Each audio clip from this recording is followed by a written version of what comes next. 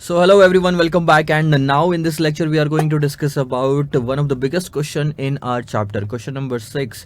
काफ़ी बड़ा चैप्टर रहेगा, काफ़ी बड़ा क्वेश्चन रहेगा, सो ध्यान दीजिएगा और कोशिश करेंगे कि हम इस लेक्चर में सिर्फ ये वाला क्वेश्चन देखें, उसके बाद फ्रेश माइंड से नए लेक्चर में बाकी के क्वेश्चन शुरू करेंगे. सो ध्यान देंगे, एक एक करके हम चीज़ें इसमें पढ़ेंगे, समझेंगे और लिखेंगे. MA Limited is commencing a new project for manufacture of a plastic component. एक नया प्रोजेक्ट डालना चाहते हैं जिसमें हम कोई प्लास्टिक का कंपोनेंट बनाएंगे. जैसे कि प्लास्टिक का कंपोनेंट होता है ये बॉटल, ठीक है, प्लास्टिक की बॉटल होती है. The following cost information has been ascertained for annual production of 12,000 units. आपको नीचे इन्फॉर्मेशन दी गई है कि हमारी जो कैपेसिटी है पूरे प्लांट की वो है 12,000 यूनिट्स के लिए. अब 12,000 यूनिट्स के लिए कॉस्ट पर अच्छा, ये पेंसिल भी नहीं गई, रुको 2 मिनट, अभी इसको थोड़ा सा चार्ज कर लेता हूँ. आप अपने बुक में पढ़ो तब तक मेरे साथ साथ. आपको दिखेगा कि कॉस्ट पर यूनिट में मटेरियल दिया है कि 40 रुपये एक यूनिट बेचने का मटेरियल लगता है. उसी पे एक यूनिट पे 40 रुपये का मटेरियल लगता है, 20 रुपये का डायरेक्ट लेबर और वेरिएबल एक्सपेंसेस लगते हैं, 6 रुपये का फिक्स्ड मैन्युफैक्चरिंग एक्सपेंसेस लगता है, 10 रुपये का डेप्रीशिएशन लगता है और फिक्स्ड एडमिनिस्ट्रेशन एक्सपेंसेस आपके 4 रुपये के लगते हैं. तो ये बेसिक कॉस्टिंग है. अब इसमें प्रोडक्शन से रिलेटेड कौन सी कॉस्ट है? एक तो मटेरियल प्रोडक्शन से रिलेटेड है, डायरेक्ट लेबर भी प्रोडक्शन से रिलेटेड है, फिक्स्ड मैन्युफैक्चरिंग एक्सपेंसेस भी प्रोडक्शन से रिलेटेड है और डेप्रीशिएशन भी प्रोडक्शन से रिलेटेड है. लेकिन जो नीचे एडमिनिस्ट्रेशन आपको दिया हुआ है वो प्रोडक्शन से रिलेटेड नहीं है, वो कॉस्ट ऑफ सेलिंग में आएगी. ठीक है, आगे. The selling price per unit is expected to be ₹96. ऊपर अगर आप देखोगे तो 80 रुपीज़ का खर्चा है, 96 रुपीज़ का यहाँ पे सेलिंग प्राइस दिखा रहा है. And the selling expenses are ₹5 per unit.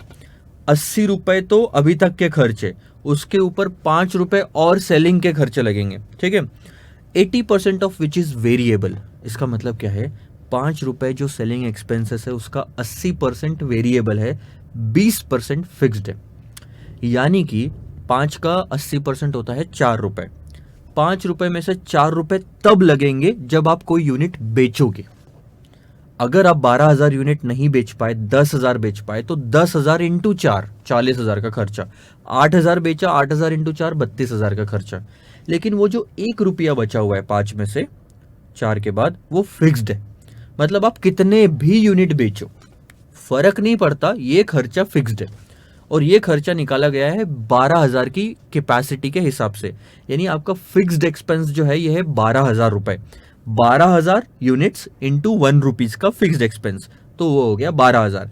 बाकी के 4 रुपये जो है डिपेंड करता है कितने यूनिट्स आप बेचते हो. 12,000 यूनिट बेचे तो 12 इंटू 4 लगेगा, 15,000 यूनिट बेचे तो 15,000 इंटू 4 लगेगा. आगे. In the first 2 years of operations, productions and sales. पहले 2 साल जो है आपके ऑपरेशंस के, प्रोडक्शंस के और सेल्स के are expected to be as follows. Year 1 and 2. पहले साल आप 6,000 यूनिट बनाओगे और 5,000 बेचोगे. ये ध्यान देना, 6,000 बनाओगे, 5,000 बेचोगे. अभी कुछ लिखना जरूरी है ना अपन को इसमें.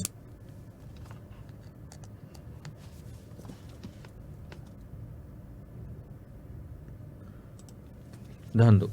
अब पहले साल आप 6,000 यूनिट बनाओगे, 5,000 बेचोगे, तो क्लोजिंग में कितना रहेगा? क्लोजिंग में 1,000 यूनिट रहेगा. ओपनिंग मान के चलते हैं 0, क्योंकि कुछ डेटा नहीं दिया हुआ है.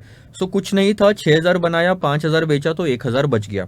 अब दूसरे साल की ओपनिंग कितनी होगी? 1,000, जो पहले साल की क्लोजिंग थी. 1,000 पहले से था, 9,000 और बनाया, टोटल हो गया 10,000. और उसमें से हमने 8,500 बेच दिया, तो क्लोजिंग कितना आएगा? 1,500 यूनिट. ये यहाँ पे आपको पता चल गया. आगे. To assess the working capital requirement. Working capital की रिक्वायरमेंट को पता लगाने के लिए नीचे आपको इन्फॉर्मेशन दी गई है कि हम जो मटेरियल का स्टॉक है वो कितना मेंटेन करते हैं? 2.25 मंथ्स का कंजम्पशन. मतलब साल भर में जितना भी कंजम्पशन करता हूं उसको 12 से डिवाइड करूंगा तो 1 महीने का कंजम्पशन पता चलेगा. उसको मल्टीप्लाई करूंगा 2.25 से तो मुझे 2.25 मंथ्स का कंजम्पशन पता चलेगा. उतना मेरा रॉ मटेरियल का स्टॉक रहता है. WIP उन्होंने नील दे दिया, कहानी खत्म हो गई. आगे. डेटर्स जो है वो है 1 मंथ के एवरेज सेल. जितना भी आप सेल करते हो उसमें से 1 महीने का जो सेल होता है वो डेटर्स में पेंडिंग रहता है। कैश बैलेंस 80,000 का आपको मेंटेन करके चलना है। क्रेडिटर्स जो होते हैं वो है 1 मंथ का average purchase during the year. जितने भी साल भर का परचेस है निकालो, डिवाइडेड बाय 12 करो, तो 1 महीने का परचेस पता चलता है, वो है creditors.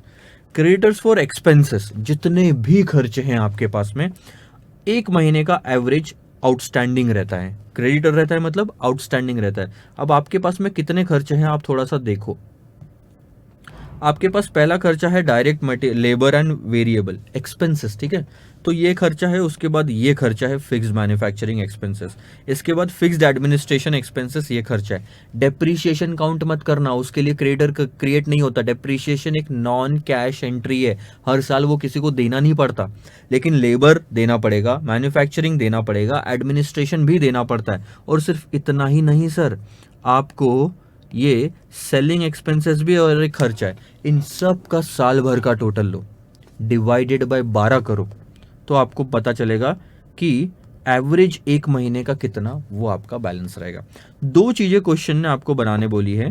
Prepare for the 2 years a projected statement of profit and loss, tax वगैरह इग्नोर कर दो, and projected statement of working capital requirement. सबसे पहले हम प्रॉफिट एंड लॉस का स्टेटमेंट बनाएंगे और देखो कितना प्यारा बनता है। एक एक करके, हाँ बिल्कुल, कितना भी क्वेश्चन ये क्यों नहीं हो कॉम्प्लिकेटेड, एक एक करके सॉल्व करेंगे।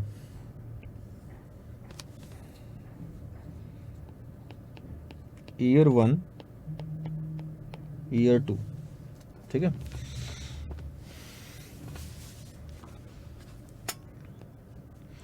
सबसे पहले क्या लेते हैं सर, रॉ मटेरियल। अच्छा उससे भी पहले ले लो, आपने बनाया कितना, प्रोडक्शन कितना है 5,000 यूनिट का, नहीं 6,000 था,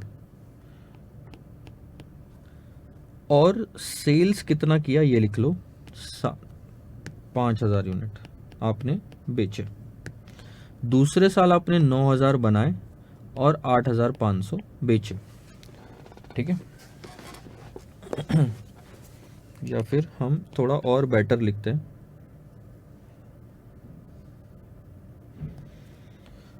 ओपनिंग कितना था,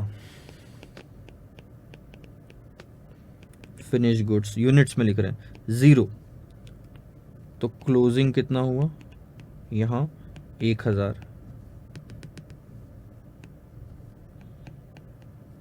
और यहां 1,000 ओपनिंग हो गया, वही वाला जो पहले क्लोजिंग था।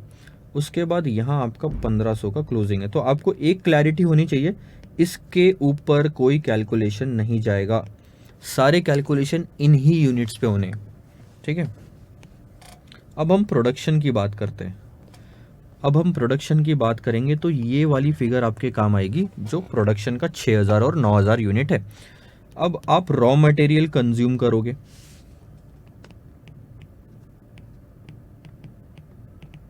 ध्यान देना, आपने जब रॉ मटेरियल कंज्यूम किया तो रॉ मटेरियल की कॉस्टिंग कितनी है आपकी, 40 रुपए लग रहा है। अब रॉ मटेरियल, आप ये रॉ मटेरियल कहाँ लग रहा है, चीजें बनाने के लिए लग रहा है।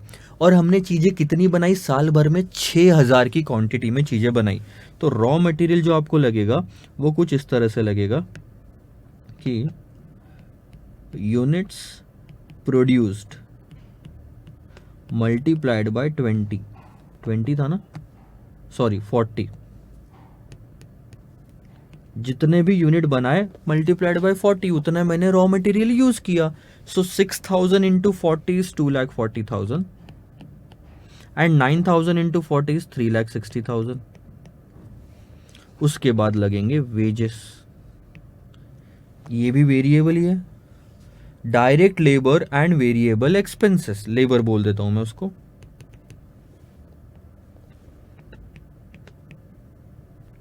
ये भी कैसे लगेंगे, यूनिट्स जितने आपने बनाए मल्टीप्लाइड बाय 20, तो 6,000 इंटू 20, 1,20,000 के मेरे को वेजेस लगे। 6,000 यूनिट्स बनाने के लिए लेबर 6,000 इंटू 20 और मटेरियल 6,000 इंटू 40, यहाँ 9,000 इंटू 20, 1,80,000। उसके बाद जो जो होता जाएगा, क्योंकि क्वेश्चन बड़ा होता है ना, तो आप इसको टिक करते जाओ कि ये मैंने कंसिडर कर लिया। अब आती है बारी फिक्स्ड मैन्युफैक्चरिंग एक्सपेंसेस की, जो है 6 रुपए का। फिक्स्ड मैन्युफैक्चरिंग एक्सपेंसेस है आपको 6 रुपए का, यानी ये वेरिएबल नहीं है। और आपको जो ये डिटेल दी गई थी, याद रखो यहाँ 12,000 को कंसिडर करके दिया गया था। इसका मतलब 12,000 यूनिट का प्रोडक्शन करते हो तो ये कॉस्ट लगती है। 40 रुपए मटेरियल वेरिएबल होता है, इसलिए 6,000 बनाया तो 6,000 इंटू 40 किया। डायरेक्ट लेबर और वेरिएबल एक्सपेंसेस भी वेरिएबल था, लेकिन अब जो आपको मैन्युफैक्चरिंग के खर्चे दिए हुए हैं वो वेरिएबल नहीं है। 6,000 यूनिट बनाते, 5,000 बनाते या 10,000 बनाते, क्वेश्चन बोलता है फिक्स्ड है। और अगर फिक्स्ड है तो वो 12,000 पे लगना है, क्योंकि 12,000 के हिसाब से आपको ये सारे रेट्स दिए थे। ठीक है, तो फिक्स्ड मैन्युफैक्चरिंग एक्सपेंसेस बहुत ही सिंपल, मैं यहाँ पे क्लियर कट लिखता हूँ, 12,000 इंटू 6, तो ये 72,000। यहाँ बहुत सारे लोग गलती कर देंगे, यहाँ भी आप ले लोगे कि 6,000 का प्रोडक्शन किया तो फिक्स्ड एक्सपेंसेस 6,000 का। फिक्स्ड किसको कहते हैं? मेरे क्लासरूम में 100 बच्चे आते हैं, ऐसे मैंने क्लासरूम रेंट पे लिए और उसका खर्चा आता है 1,00,000 रुपए महीने का। अब 1,00,000 रुपए यानी डिवाइडेड बाय 100 करोगे तो हर बच्चे का 1,000 रुपए होता है। अब क्वेश्चन ने आपको यहां लिख दिया फिक्स्ड रेंट इज 1,000 रुपीज। अब आपके यहाँ पे 100 बच्चे नहीं आए क्लास में, आपके यहाँ पे सिर्फ 70 बच्चे आए, तो क्या आप 1,000 इंटू 70 करके जो 70,000 रेंट आता है उतना ही पे करोगे सामने वाले को? नहीं, जिसको रेंट पे करना है उसको क्या लेना देना आपके यहाँ पे 70 बच्चे आ रहे कि 100 बच्चे आ रहे, क्योंकि उसने बोला फिक्स्ड रेंट है।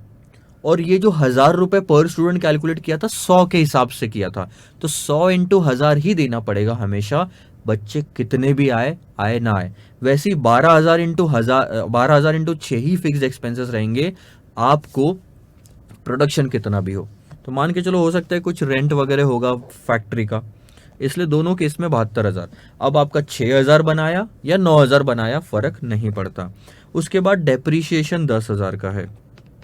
अब बताओ डेप्रीशिएशन भी वेरिएबल होता है क्या? नहीं, डेप्रीशिएशन भी वेरिएबल नहीं होता, ये भी 12,000 पे लगेगा। तो ये होता है 1,20,000 का डेप्रीशिएशन दोनों केस में। डेप्रीशिएशन वेरिएबल नहीं होता। फिर फिक्स्ड एडमिनिस्ट्रेशन एक्सपेंसेस, ये एडमिन के खर्चे जो है ये सर नहीं आते प्रोडक्शन में, ये हम बाद में लेंगे। एडमिनिस्ट्रेशन है, इसमें प्रोडक्शन का कोई लेना देना नहीं है। अब करो टोटल।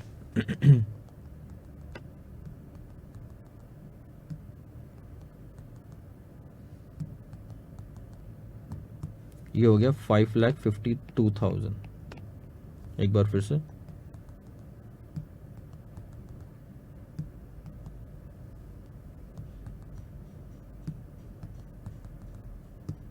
$552। यार एक तरह से मैं बोलूँ तो इन्होंने ना गलत किया है।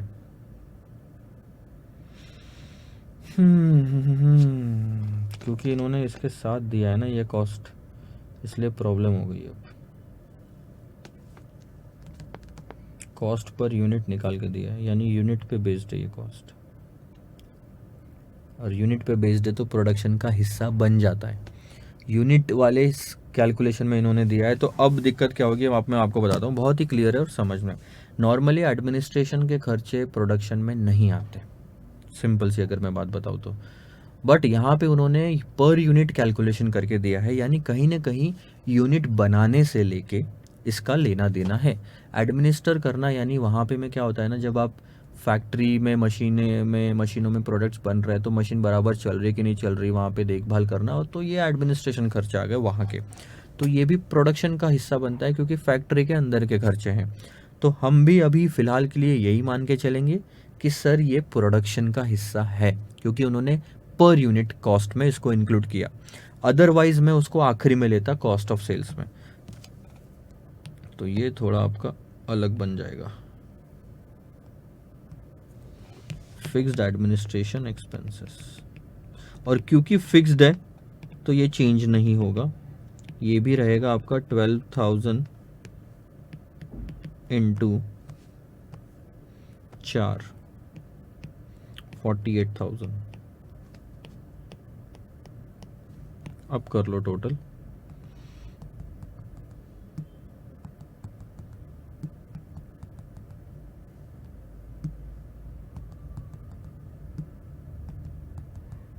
तो ये होता है सर 6 लाख रुपए।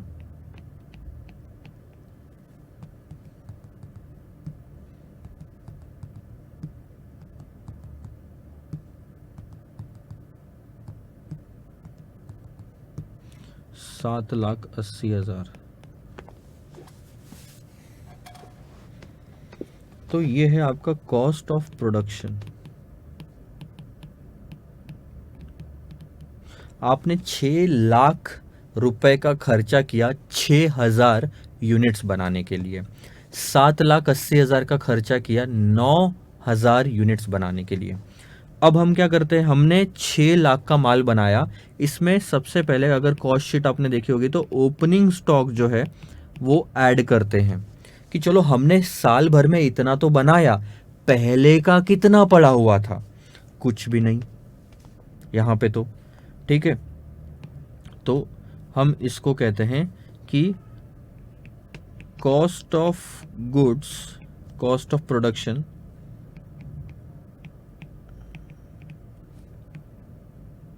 Available for sales.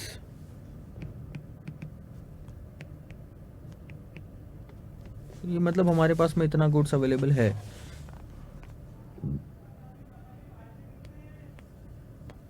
तो हमारे पास में अभी 6 लाख रुपए का मटेरियल था पहले साल में बेचने के लिए, लेस फिनिश क्लोजिंग स्टॉक। अब आप बताओ, इसके दो हिस्से होंगे। आपने 6 लाख रुपए खर्चा किया और 6,000 यूनिट बनाए और उसमें से सिर्फ 5,000 यूनिट बेचे, तो 1,000 का स्टॉक में रह गया, तो वो आएगा 1 लाख रुपए। ठीक है, अब जैसे ये करोगे तो इसका मतलब होता है this is cost of goods sold. कितने का माल आपने बेचा? आपने बेचा 5 लाख रुपए का माल पहले साल में। ठीक है, अब ये जो क्लोजिंग स्टॉक है 1 लाख रुपए की, ये बन जाएगी ओपनिंग स्टॉक नेक्स्ट ईयर में। तो ये 1 लाख रुपए यहाँ आ जाएंगे कि दूसरे साल की शुरुआत जब हुई तो 1 लाख का माल तो पड़ा हुआ था जो पिछले साल बना के रखा था, प्लस 7,80,000 का इस साल और बनाया। तो इस साल अब हमारे पास में 8,80,000 का माल है बेचने के लिए। उसमें से हमने अब 8,80,000 है, ध्यान देना, और आपके पास में प्रोडक्ट कितने हैं? 1,000 की क्वांटिटी पहले थी, 9,000 इस साल बनाया। 8,80,000 का माल अवेलेबल है सेल करने के लिए। यूनिट्स में 10,000 यूनिट्स अवेलेबल है सेल करने के लिए। अगर आप बोलोगे कि कितना माल अवेलेबल है सेल करने के लिए, तो सर यूनिट्स में 10,000 यूनिट्स अवेलेबल है, 1,000 पहले का, 9,000 अभी का, और अमाउंट में 8,80,000। सो 8,80,000 डिवाइडेड बाय 10,000, 88 रुपीज आपकी एक यूनिट की एवरेज कॉस्ट आती है, जिसमें से 1,500, 10,000 में से 1,500 क्लोजिंग में है। तो आप इसका कैलकुलेशन यहाँ पे करेंगे, 8,80,000 डिवाइडेड बाय 10,000, ठीक है, मल्टीप्लाइड बाय 1,500।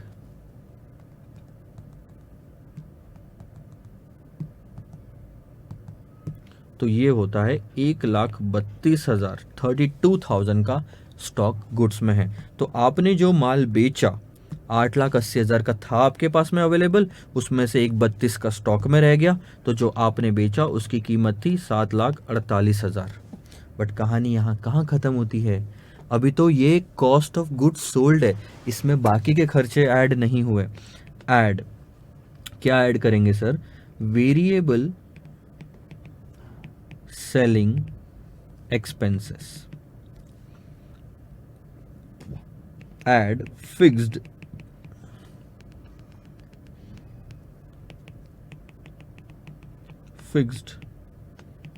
selling expenses। तो अगर आप वेरिएबल सेलिंग एक्सपेंसेस यहाँ पे ऐड करते हो तो 6,000, कितने यूनिट बेचे आपने? 5,000 यूनिट बेचे। देखो सेलिंग के खर्चे किस पे डिपेंड करते हैं? जितने यूनिट आपने बेचे, ना कि जितने यूनिट आपने बनाए। सेलिंग खर्चा है तो सेल कितना किया, प्रोडक्शन का खर्चा तो प्रोड्यूस कितना किया, सेलिंग का खर्चा तो सेल कितना किया, 5,000 यूनिट, जिसमें से 4 रुपए वेरिएबल कॉस्ट है, 20,000। अब ये 4 रुपए कहाँ से आया? आपको क्वेश्चन में दिया है 5 रुपए की टोटल सेलिंग एक्सपेंसेस है जिसका 80% वेरिएबल है। ठीक है, तो 80% हुआ 4। यहाँ पे हमने कितना बेचा सर? 8,500 यूनिट बेचे। 10,000 में से 1,500 स्टॉक में है।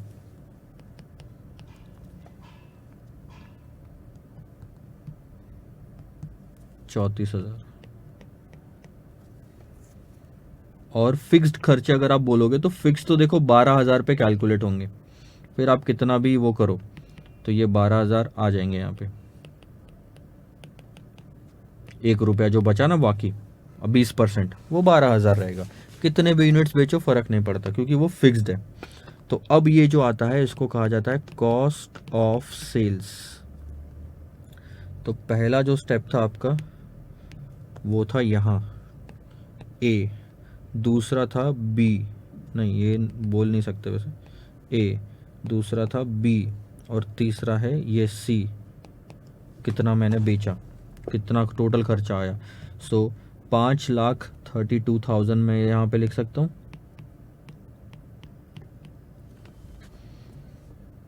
और वो हो गया 748 प्लस 34,000 प्लस 12,000, सो ये होता है 7,94,000। ये तो कॉस्ट ऑफ सेल्स हो गया सर। एक्चुअल सेल्स कितना है आपका? आपने कितने यूनिट बेचे, क्या रेट पे बेचे आपने यूनिट? 96 पे आपने बेचा। तो 96 पे आपने यहाँ पे 5,000 यूनिट बेचे, और 96 पे आपने यहाँ पे 8,500 यूनिट बेचे। सही बोल रहा हूँ मैं? तो कितनी प्राइस पे बेचा सर? 4,80,000 और 8,16,000।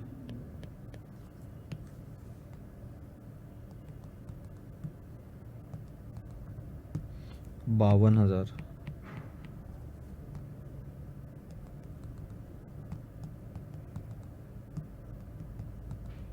और यहाँ फ़ायदा हुआ 22,000 का।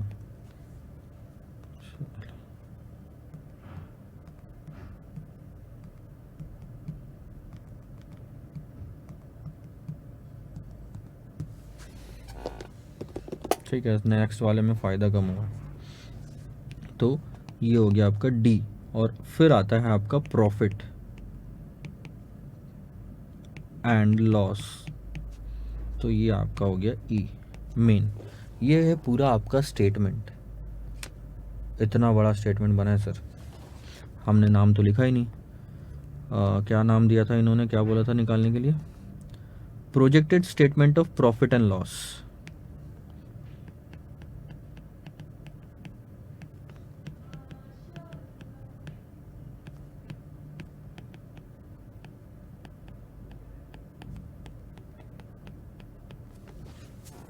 आया क्या कुछ समझ में?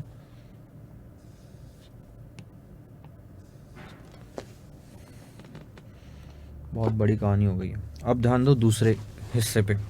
अब आपको कैलकुलेट करना है सर वर्किंग कैपिटल का स्टेटमेंट बनाना है। तो पहले तो मैं लिख लेता हूँ statement of working capital.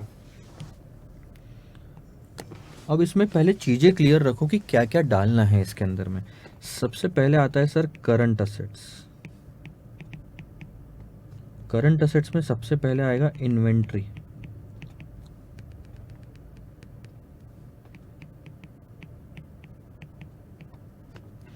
Inventory में आता है पहला रॉ मटेरियल। इतना आगे क्यों लिख रहा हूं?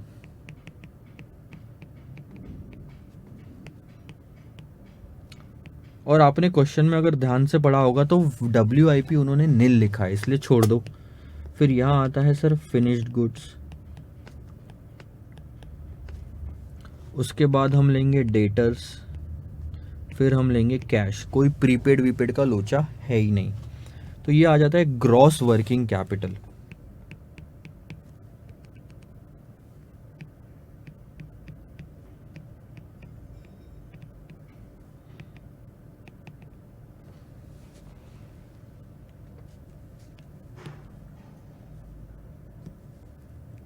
अब पार्ट शुरू होगा दूसरा, B, current liability.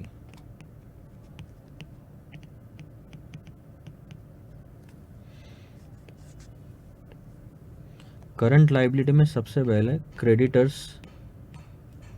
For purchases, दूसरा क्रेडिटर्स फॉर एक्सपेंसेस। अब ये अगर माइनस कर दो तो आपका आता है नेट वर्किंग कैपिटल। आया क्या समझ में? और कहानी ख़त्म, बस। आई थिंक इससे ज़्यादा कुछ और है नहीं। उन्होंने कोई वेजेस अलग से वगैरह नहीं, उन्होंने सारे एक्सपेंसेस के क्रेडिटर एक साथ दिखाए, तो मैंने भी एक साथ दिखा दिए। कैलकुलेट करना बाकी है सर, और क्या। ध्यान दो। अब वर्किंग नोट 1, रॉ मटेरियल का स्टॉक निकालना है अपन ने। कैसे निकालेंगे? उन्होंने क्लियर कट बोला है रॉ मटेरियल का स्टॉक कितना है। कहाँ लिखा है? Stock of raw material is 2.25 months average consumption. जितना भी साल भर में कंज्यूम किया उसका 2.25 मंथ्स का जो कंजम्पशन है वो स्टॉक में रहेगा। तो आपने दो कैलकुलेशन करने हैं। पहले तो कंजम्पशन पता करो कि साल भर का रॉ मटेरियल का कंजम्पशन कितना। आप अगर ऊपर में देखोगे तो 2,40,000 और 3,60,000 है। तो ध्यान दो, 2,40,000 डिवाइडेड बाय 12 एक महीने का इंटू 2.25 आ गया स्टॉक। 3,60,000 डिवाइडेड बाय 12 एक महीने का इंटू 2.25 आ गया स्टॉक। ठीक है, तो ये आप निकाल लो पहले। एक एक करके आराम से जाएंगे सर, गलती होने के चांसेस ज़्यादा रहते हैं बड़े क्वेश्चन में, तो रिस्क नहीं उठाना चाहिए। 45,000 का स्टॉक यहाँ आता है,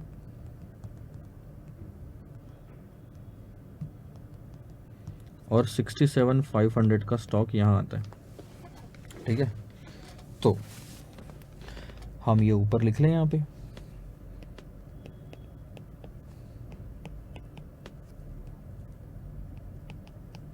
अब बात करते हैं फिनिश गुड्स की, और ये हमारे पास में ऑलरेडी अवेलेबल है। कहाँ? यहीं पे हमने निकाला था। अगर आप ध्यान से देखोगे तो क्लोजिंग स्टॉक ये हमारे पास में ऑलरेडी अवेलेबल है फिनिश गुड्स का। ठीक है, मैं मार्किंग हटा रहा हूँ वापस यहाँ से और यहाँ पे लिख देता हूँ। तो इसकी कोई वर्किंग नोट की ज़रूरत नहीं पड़ेगी आपको। हो गया। अब बात करते हैं डेटर्स की। This is working note 2। Debtors की जब भी बात आती है सर, सवाल मन में आ जाता है कि क्या कैश कॉस्ट बेसिस पे निकालना है या नॉर्मल बेसिस पे निकालना है। क्वेश्चन ने क्लियर कट लिखा है debtors is nothing but 1 month का एवरेज सेल्स, जितना भी सेल हुआ होगा। 2 महीने का क्रेडिट दिया होता है ऐसा वगैरह कुछ लिखते तो हम कैश कॉस्ट ले सकते थे, बट ये वाले क्वेश्चन में भी आप कैश कॉस्ट बेसिस पे निकाल सकते हो। जहाँ पे लिखा हुआ नहीं होता ना, वहाँ सारे ऑप्शन ओपन हो जाते हैं।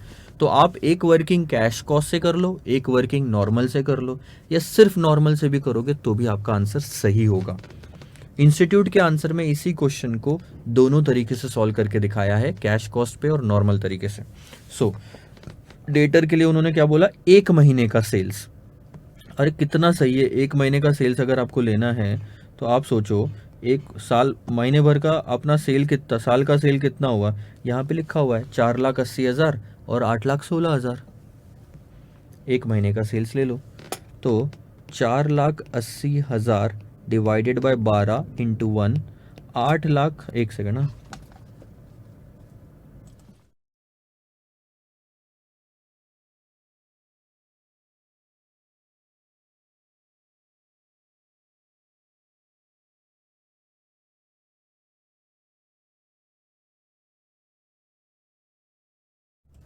ध्यान दो, 8,16,000 ज़्यादा हो गया।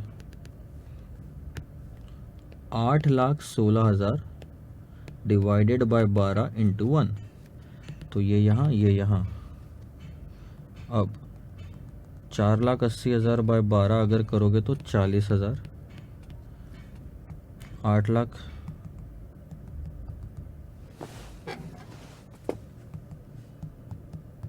16,000 डिवाइडेड बाय 12 करोगे तो ये यहाँ 68,000 का होता है।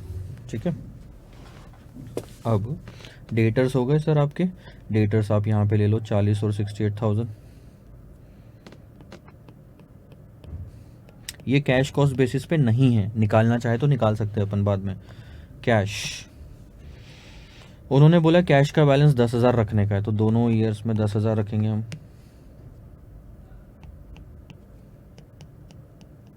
खत्म।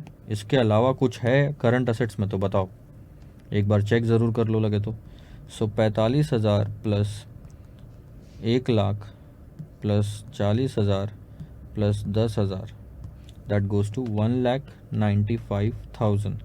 67,500 plus 1,32,000 plus 68,000 plus 10,000, so that goes to 277,500।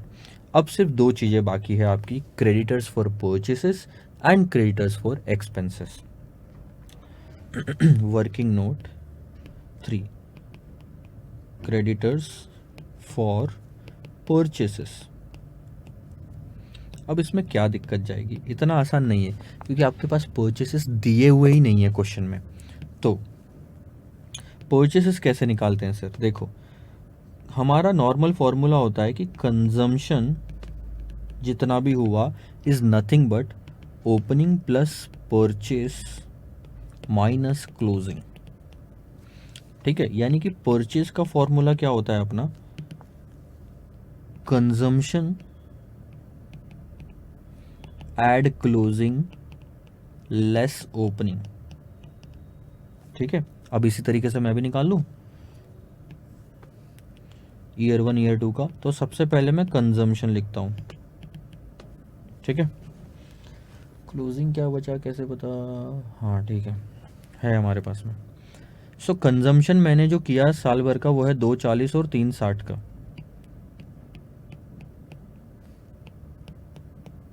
Raw material ये तो दिया हुआ है, इसमें हमको ऐड करनी है क्लोजिंग स्टॉक, जो कि अभी हमने क्लोजिंग स्टॉक निकाला है रॉ मटेरियल का। वर्किंग नोट 1 में देखो क्या है, रॉ मटेरियल का स्टॉक दिया हुआ है, वही उठा ले 45,000 और 67,500।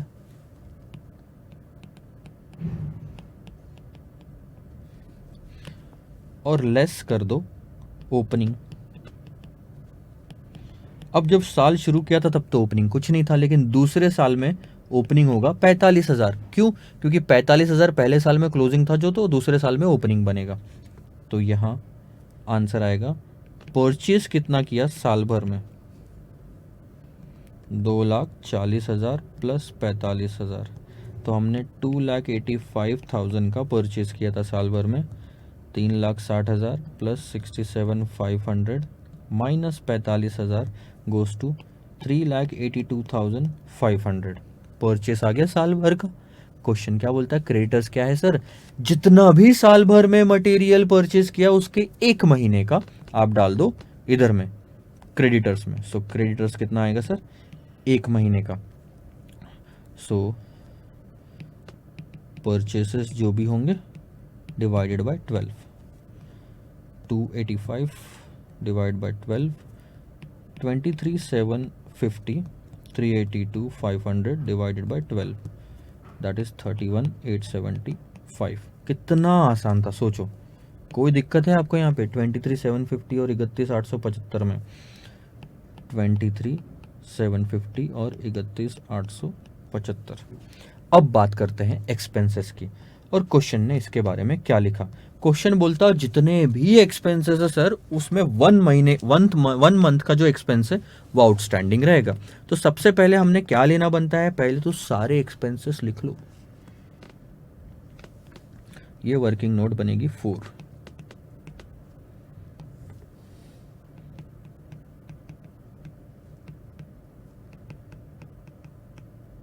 परचेसेस सबसे पहले आपका लेबर लगा, फिर क्या क्या लगा देखने दो यार, अभी अपन उधर से भी तो ले सकते हैं ना। फिक्स्ड मैन्युफैक्चरिंग एक्सपेंसेस,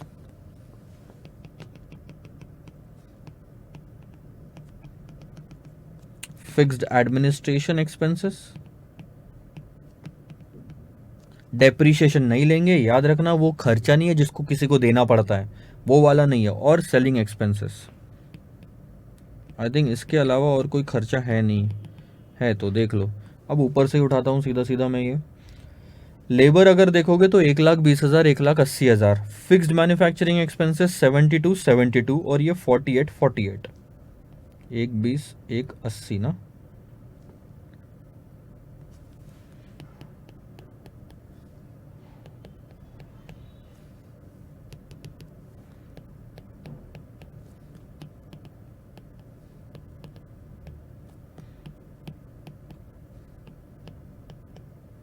और सेलिंग एक्सपेंसेस अगर आप देखोगे तो दोनों का टोटल ले लेता हूँ मैं, क्योंकि यहाँ पे अलग अलग लिख के कोई मतलब नहीं है। कौन से दोनों फिगर का टोटल ले रहा हूँ, इन दोनों का टोटल 20 और 12 का, और 34 और 12 का, ठीक है, वेरिएबल और वो मिला के। सो 32,000 और 46,000 आता है।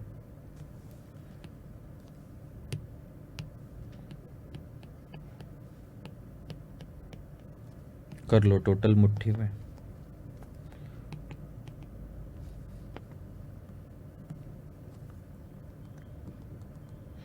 $1,20,000 plus 72 plus 48 plus 32,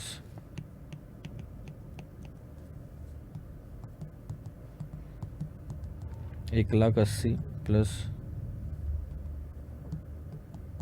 72 plus 48 plus 46, 3,46,000।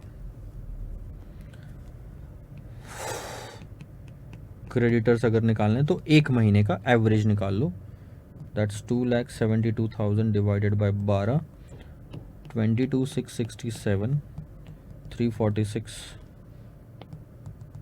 Divided by 12, that's 28,833।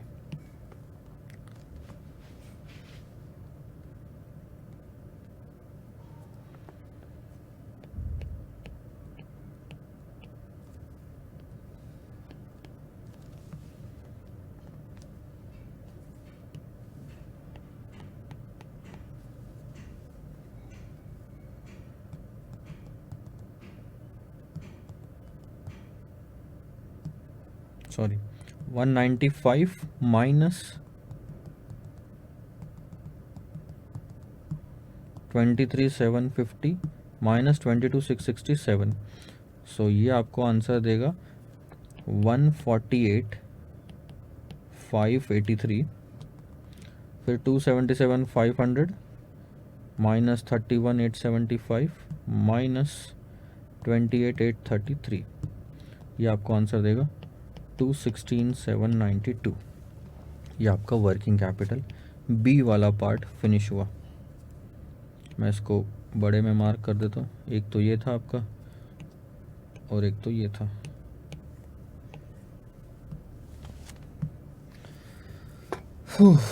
I think the calculations are correct. मेरे को एक बार आंसर देख लेने दो ताकि कहीं भी अगर कोई दिक्कत रही तो आपको बता सकते हैं।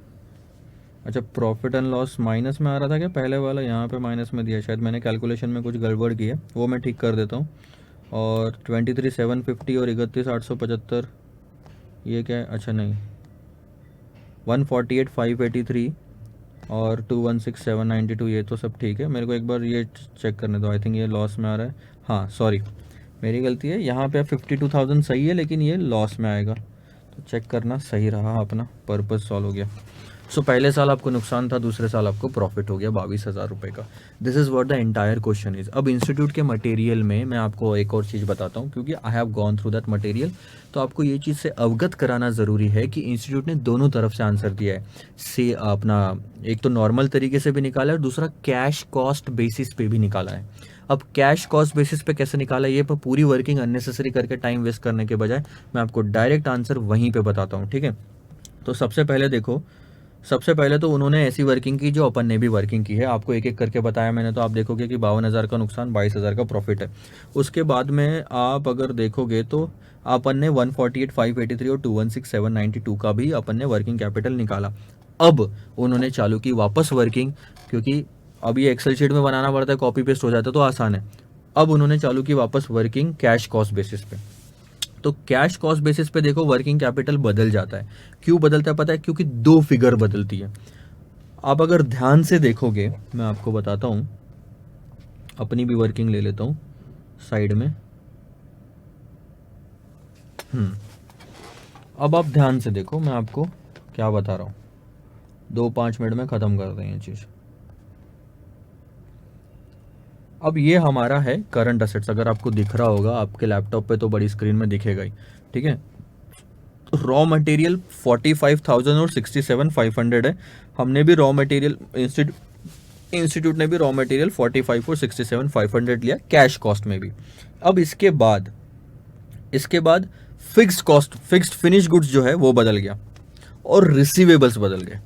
अब फिनिश गुड्स देखो 80,000 और 1,11,000 दिख रहा है, जबकि हमारे पास फिनिश गुड्स देखोगे तो 1,00,000 और 1,32,000 दिख रहा है। ये कैसे चेंज हुआ वो बताता हूँ।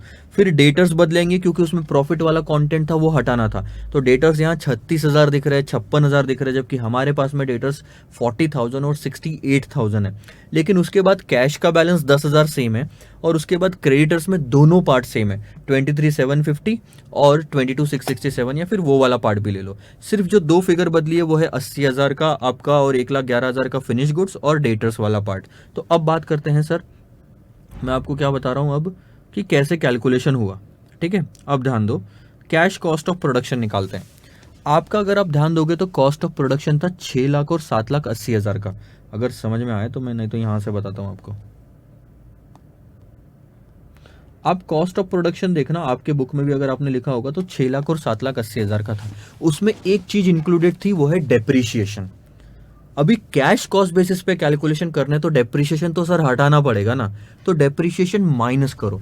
हमने 6,00,000 और 7,80,000 लिया, इसके बाद 1,20,000 का डेप्रीशिएशन माइनस कर दिया, तो अब आया 4,80,000 और 6,60,000 कैश कॉस्ट। इसमें प्योर कैश है, ठीक है। अब 4,80,000 में कितने यूनिट बनाए आपने? 6,000 यूनिट बनाए। कैलकुलेशन देखो, 4,80,000 में आपने 6,000 यूनिट बनाए, तो एक यूनिट की कॉस्ट कितनी हुई? 80 रुपए। और क्लोजिंग स्टॉक कितना यूनिट था? 1,000 रुपए। 1,000 यूनिट्स का क्लोजिंग स्टॉक था। 6,000 बनाए, 5,000 बेचे, 1,000 यूनिट का क्लोजिंग स्टॉक। कैश कॉस्ट कितनी? 80। बिना कैश की कॉस्ट कितनी थी? 100 थी उस टाइम पे, तो 100 इंटू 1,000 किए थे आपने, 1,00,000 आया था। अब 80 इंटू 1,000 करोगे तो आपका आएगा 80,000 का फिनिश गुड्स। ये पहला डिफरेंस। अब यही 80,000 का फिनिश गुड्स आपका इधर चले जाएगा ओपनिंग में। अपने वाले कैलकुलेशन में ये 1,00,000 था, इधर 1,00,000 गया, तो कैलकुलेशन सारे बदल गए। वैसे ही ये वाला निकला। तो फिनिश गुड्स में आपको समझ में आया, सिर्फ एक डिफरेंस है, 1,20,000 का डेप्रीशिएशन। फिनिश गुड्स क्लियर हो गया कैसे आपका 80,000 और 1,11,000 आया यहां पे। अब बात करते हैं डेटर्स की। अब अगर आप ध्यान दोगे तो जैसे ही आपका क्लोजिंग स्टॉक की वैल्यू बदली, वैसे ही आपका आगे जा जाके कॉस्ट ऑफ सेल्स भी बदल जाएगा। यानी कि closing stock at average cost अगर आप देखोगे, कॉस्ट ऑफ गुड सोल्ड देखोगे तो 4,00,000 और 6,29,000 आ रहा है, जबकि हमारा कॉस्ट ऑफ गुड सोल्ड कितना था? 5,00,000 और 7,48,000 था। देखना अपनी बुक में, ठीक है। वही कंटिन्यू किया, और इसमें आगे क्या ऐड किया हमने? Selling and administration expenses. वही 20,000, वही 12,000। अगर आप देखोगे तो ये 20,000, 12,000, 34,000, 12,000 फिर से ऐड कर दो, तो आपको ये मिल जाएगी कॉस्ट 4,32,000 और 6,75,000। ये प्योर कॉस्ट ऑफ सेल्स है। इस पे डेटर्स निकालो। पिछली बार हमने सेल्स पे डेटर्स निकाला था, अब प्रॉफिट नहीं इंक्लूड करना उसमें, इसलिए कॉस्ट ऑफ सेल्स ले लो। 4,32,000 डिवाइडेड बाय 12 और 6,75,000 डिवाइडेड बाय 12। आई थिंक एक ही महीने का है ना? हाँ, तो आप वैसे कर लो, आपको डेटर्स भी मिल जाएंगे। बाकी सारा वर्किंग कैपिटल का स्टेटमेंट सेम है। तो ये दो डिफरेंस सिर्फ याद रखना। फिलहाल ये क्वेश्चन खत्म करते हैं सर यहाँ पे, question number 6 and question number 7 मुझे देखने दो, अगर होमवर्क देने लायक है तो। मूसा लिमिटेड ने बजटेड सेल्स दिए है 7 लाख का, to be per annum its cost of percentage, ठीक है। Raw materials are carried in stock for 2 weeks, finished goods are held in stock for 3 weeks, production takes 4 weeks, Musa limited takes 4 weeks credit from suppliers, customers को देता है 8 week का customer. If both overheads and production are incurred evenly, what is the Musa limited? अरे ये आप आराम से निकाल सकते हो, होमवर्क लो। सिर्फ एक चेंज बता रहा हूँ इसमें क्या है आपके लिए। अभी तक आप या तो 365 डेज देख रहे थे या तो 12 महीने देख रहे थे, लेकिन अब यहाँ पे वीक्स है, तो अब आप इसको 52 वीक्स लेके चलना। साल भर में 52 वीक्स होते हैं, तो 52 वीक्स लेके कैलकुलेशन करना हर चीज़। सारे कैलकुलेशन बाकी के सेम है, कोई भी नई चीज़ नहीं है इसमें आपको सीखने लायक। तो क्योंकि थ्योरी जब पैराग्राफ दिया होता है तो मैं तो आपको बताऊंगा पहले सारे स्टोरेज वाले लिख लेना कितना होता है, और इसी अमाउंट से आपको खेलना है, शुरू करना है। 7 लाख पे 20%, 7 लाख पे 35 और 7 लाख पे 15 पे आपको कंजम्पशन मिल जाएगा।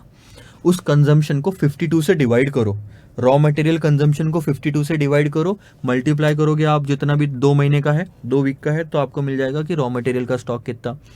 फिर प्रोडक्शन के अंदर में इनकर्ड इवनली हो रहा है तो ये पूरा का पूरा जाएगा, लेकिन ये आधा आधा जाएगा, मतलब परसेंटेज तो पूरा लगेगा लेकिन आधा आधा जाएगा। ये वाला क्वेश्चन हमने देखा था, तो एक बार उसको करके देखो और अपने स्लाइड से आंसर चेक करना, आपको पता चल जाएगा। सो क्वेश्चन नंबर 6, 7 हम यहीं पे खत्म करते हैं। 8 वाला देखने दो, 8 थोड़ा बड़ा दिख रहा है यहाँ पे, तो 8 में आपको लूंगा, ये भी वीक्स पे है। तो अगर आपको क्वेश्चन नंबर 7 नहीं जमा तो फिर 8 वाला क्वेश्चन करने के बाद 7 कर लो। 8 वाला मैं करवाने वाला हूँ, वीक्स पे है, 52 वीक्स लेके कैसे कैलकुलेशन करना मैं आपको इसमें बता दूंगा। सो फिलहाल के लिए यहीं पर रुकते हैं क्योंकि क्वेश्चन 6 काफ़ी बड़ा हो गया। अगले लेक्चर में क्वेश्चन नंबर 8 से शुरू करते हैं। Bye bye.